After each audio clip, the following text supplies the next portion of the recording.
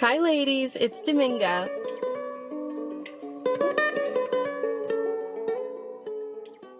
See, I literally already feel better. I haven't smiled in 2 days, and I'm already smiling. Oh, someone's clothes are here. So I'm in a little bit of a rut right now, and I always feel guilty about this because I have so much and I feel like I'm not really allowed to have any negative emotions.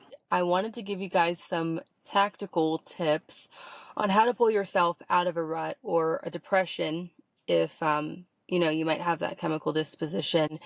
And I think it's an important conversation to have because there's so much stigma around it and there's so much expectation to be silent, especially if, you are blessed or you have a lot. For me personally, when life is difficult, I of course want to stay in bed or stay in the house because I'm almost afraid of participating in life outside because I feel like I don't have a good level of control over the good and bad that's happening. So I'm like, well, the best I can do to control it is just to stay inside where nothing is gonna happen. And that's not the best move because while it's self-soothing in the moment, the longer you do it, the more you're gonna want to do it. I don't have clinical depression, and situationally I'm usually pretty able to think above whatever's going on, but for whatever reason today and for the last couple of days I just kind of can't mentally see the way forward. And so I'm going to do what I know how to do best. I was like struggling to set up my camera because there's not a lot of dash room in this car. So that's why you see me all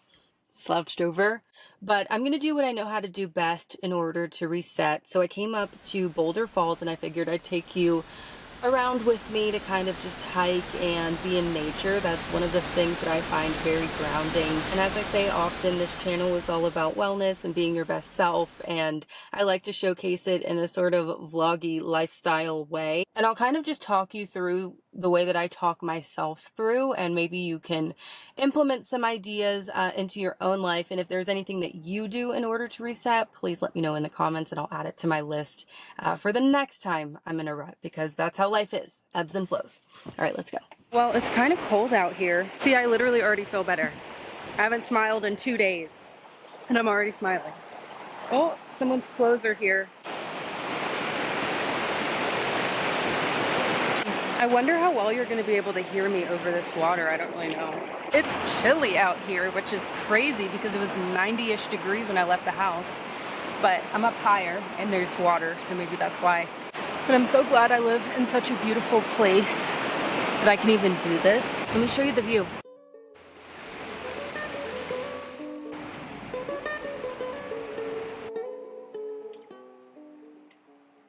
Mental health is so interesting, and even though we're living in somewhat of a day and age where you can kind of talk about it, it's still sort of expected that you don't. Some of that pressure to be quiet or suffer in silence when you are struggling is due to the fact that if you have friends and family in your life that are wonderful and that are really good to you, it can make them feel like, well, am I not doing enough for you? Am I not showing up in a capacity that you can come to appreciate? And I really hope that people can begin to understand that happiness is a solo thing. It's an inside job. There's really nothing that the rest of the world can do to give you that innate comfortability with yourself and your circumstances. And it is your responsibility to figure out how to manage that. So imagine, for example, I didn't get out of bed today. And I went around my family and I was like, well, I'm in a bad mood, so who's going to cheer me up? Somebody needs to take me out to dinner. Someone needs to take me to the movies. Forcing people into making them feel like it's their job to help you soothe when it isn't. When you feel bad, it is your duty to find a way through.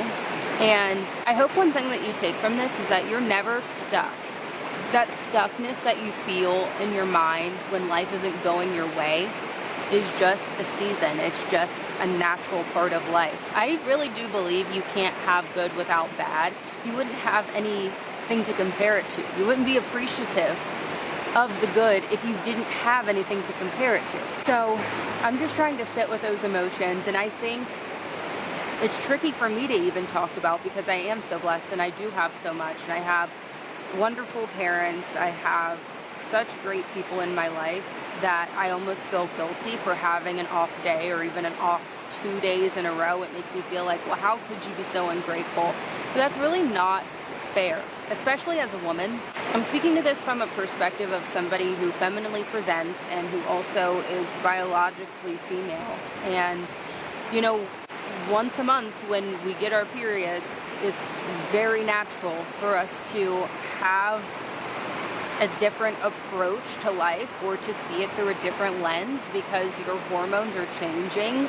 And giving myself that grace is very difficult because I feel like I've always been expected to have it together and to never have an off moment. And I kind of then started taking that on myself and believing, you know, how much are you really worth if you're not running yourself into the ground, and if you had a second to even breathe, you should have spent that second working. And I'm still kind of trying to unpack my productivity issues. But sometimes it's important to just go outside and touch some grass. If we really think about it, we as humans were created to create. We were created by a creator, which would only make sense why we're so creative and why we have all of these incredible inventions, and how over trillions of years we have made it all the way to the digital age. And it can be very difficult to unplug from our phones and from social media and from the pressure to make our lives look like they are just as entertaining and lucrative as everybody else's, when we were truly created to go outside and touch grass and to sit by a waterfall and to walk barefoot through sand and to actually ground ourselves and to connect with the things that were already here before all of the things that we made that are so overstimulating. So I hope that if you are in a place where you don't feel like you know the next step, I definitely relate to that. I hope you know that the next step is already within you. It's going to come out. You're going to figure it out. One of the things I say to myself is you don't have to figure it out today. And that doesn't mean don't make any effort, but you don't have to have everything organized and figured out and color-coded by this afternoon. There is no deadline. You're okay. And truly believing that you're divinely protected and that life is going to pay you back in your investments, in your hobbies, in your career, in your family, your relationships, into yourself, your wellness, your appearance. Whatever matters to you, your investment in those things are going to pay you back. As I was hiking up here today, eventually my phone lost service. And the second I saw the SOS, I breathed a sigh of relief, which is very telling because it then made me think, well, why? And I think being reachable and there being an expectation for you to reply and you to show up and do this and do that and do all these tricks on time and land them, it can get really overwhelming. I just sometimes just want to be a person. I recently took myself out to dinner all alone. For the first time, I went to this really nice place in Naples, Florida, and it was really gorgeous. Forget the name of it actually, but I sat there and I ate by myself, and I got some interesting looks. It almost kind of looked like I was stood up on a date or something, but I purposely took myself out because I won this journalism award and it was important to me to celebrate it, and I lived alone at the time and I still am far from my family, but my point is that I didn't have people there to celebrate it with me. So I'm like, well, why am I waiting on other people to celebrate with me if I could just go do it myself? And I really have learned to enjoy my own company. So anyways, I go out and I sit and eat at this restaurant, and it was so peaceful. I just realized you really don't need anything or anyone. All you need is your own validation, and who cares what other people think of you, or if they resonate with what you're doing, or they agree with what you're up to.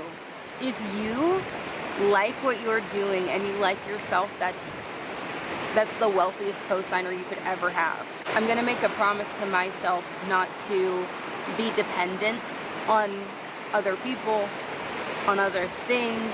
I realize how much of my work has come from my career, because I think I've addressed this somewhat on here, but I'm a reporter, a journalist for the last, 5-ish, 6-ish years or so. And it's very rewarding. It comes with an incredible amount of giving away your essence, but it also is a really beautiful thing to connect with other people, to tell their stories, to give them a platform to reach a mass community. And that can come as really important if you've just been through a fire and you lose all of your belongings and you lose your home. It might be nice to be able to go before a whole community and talk about it and gain people's empathy, but also somebody who might care may see your GoFundMe, and so sometimes it really can prove to be helpful for people. And I realize how much of a purpose I'd gained from that, but I also, now that I've taken somewhat of a hiatus, and I'm in this transition phase where I'm trying content creation and social media and just seeing how that can work and if I might be in danger a little less often. But I also feel like I wasn't just getting purpose from the good work I was doing. I was getting purpose from being in a rush, from almost being outside of my body all the time. There's a bug on me. Oh, he's really strong. Okay. Yeah, there's a giant truck. From feeling the separation in my own nervous system, it almost felt like I wasn't worthy until I was exhausted. Until I had nothing left to give, I wouldn't allow myself to rest or feel worthy of resting, if that makes sense. I was in such a weird mental state where I would go to work all day, and reporting is the kind of thing where you're not like sitting at a desk, like you're out and about knocking on people's doors. Hey, have you heard about this? Have you heard about that? You're willing to go on camera. You're walking upwards of sometimes multiple miles with, I would say, about 30 pounds of camera gear, oftentimes alone, and it doesn't matter if it's daytime or nighttime, your deadline's coming. I got addicted to being in a rush because your deadline puts you in a rush. So I didn't even know how to unplug on the weekends. I would wake up, clean the whole house, get in the shower, throw on clothes, drive a billion places, do a bunch of errands. Like, I could just never sit down and enjoy anything. And now that I'm trying to move slower, to live slower, I feel like everybody's judging me. I feel awkward. I feel guilty. I feel like, I don't know. It's hard to cope with. I'm hoping that in this process of rewiring my nervous system and learning that there is more to life than how much you can do for other people or how many dollars you can make, I hope that I'm able to give some of those lessons and some of those gems to other people without them having to learn the lesson firsthand. I think there's so much beauty and so much wisdom in looking at another person's mistakes and then not making them. It's so interesting that hiking up here and then sitting on a rock really has fixed so much. And I promised myself sweet green on the way home, and I'm very excited about that. Also, none of this is medical advice, of course, but if you are the kind of person that a simple walk through nature is not enough to help, and there is more of a chemical imbalance, you should not be ashamed to take medication. You should not be ashamed to talk about it with someone who is a medical professional and get the help that you need, because I think there's a whole lot more shame in missing your whole life when you're only blessed with one, if in fact you believe that way, and wasting it because your brain is not making dopamine or serotonin. And go get the help you need. And never give up on you. It's the only thing that really matters. I know it sounds very self-centered. Also, my arm is about broken, so let me set this up. There is nothing more important than you in your own life. You can't be anything to anybody if you don't sleep enough, eat enough, take care of your mental health. You can't provide anything to anyone if you don't have anything to give. And that's been the lesson of my entire life. I've always been very self-sacrificial. I've put myself last a lot. And I'm finally learning that out of the whole circle, you should be right in the middle. This is kind of random, a little bit off topic, but you know when people might rag on you for something you want to do, or they're not seeing the vision in whatever you want. I'll just use a friend of mine who's starting an Etsy store, and her boyfriend is like, why would you sell stuff that you're making out of yarn on Etsy? Like, nobody's gonna care, it's oversaturated, there's so many people already doing it, like what's gonna differentiate you? People who put all of these extra additional things in your head that make you feel like, oh, well, maybe my idea isn't that good, or maybe I'm not special enough to carry it out. The truth of the matter is, regardless of the perspective that the other person's coming from, whether they're coming from a good place or a bad place, it doesn't matter if they agree with what you're going to do or what you want to do or what dream you have. It doesn't matter. It doesn't matter if other people don't see the vision, because if you see the vision, at least you get to leave this earth at the end of it without any untapped potential. You get to have utilized all of your gifts, and you can feel good about that when you take your last breath. Right before any live shot that I'd ever have, especially if I was like nervous about it, which I was not just nervous to talk in front of the camera, I mean obviously, but I was nervous sometimes if I would get to a scene and I would only have, say, 3 minutes before they wanted me up live, so I wouldn't want to swap the name, for example, of somebody who hit the other person in the car crash. I wouldn't want to swap the person who's guilty and who's the victim. Does that make sense? And so I'd just be like trying to have everybody's names right and sequenced in my mind and everything. And I would say right before, you know, as the producers are counting down about to tell me I'm going to go live, as soon as they would say like 3, 2, 1, I would say, you already are. And it would help me so much, because mentally it just took the responsibility away. Like, you are already whoever you want to be. You literally are right now. All that it is you believing that. I'm going to give my little sit by the water a performance review.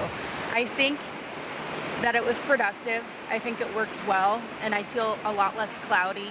And I feel in the driver's seat of my body instead of in the back seat or in the trunk. And that's really nice. So now we're gonna go to Sweet Green. Let's go.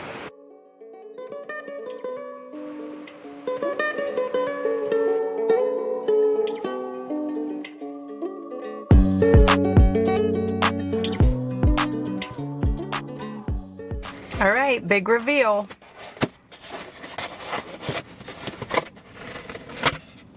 She's beautiful. The whole point of this video is that if you're not feeling good or like your best self, you need to get up, go outside, touch some grass, get some food you like, and try and reset. Remind yourself of all of the good things in your life and do your best to talk yourself out of it. And remember, I love you. You're made with intention, and I'll see you soon.